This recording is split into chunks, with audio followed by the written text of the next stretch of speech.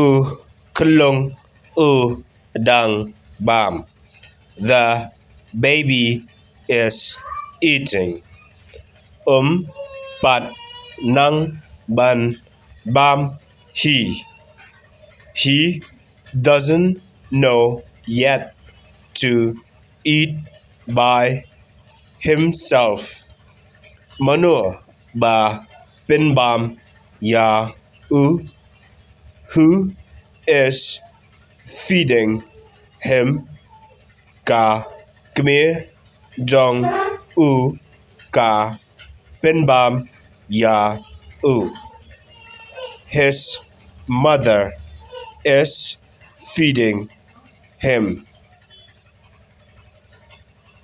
Ka kmir jong u ka bin bam ya u. His mother is feeding him.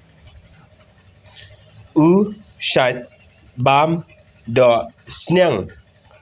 Thus he eat pork. U bam kan ba yo. He eats whatever he get. U to u day u so sao ha liang. Is that a tomato in the plate? U so kia ru u done. Cucumber also is there.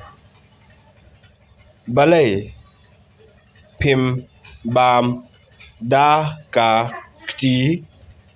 Why don't you eat by your hand?